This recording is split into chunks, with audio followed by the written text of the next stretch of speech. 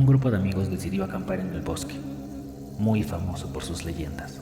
En la noche empezaron a escuchar susurros que provenían de todas partes, llamándolos por sus nombres.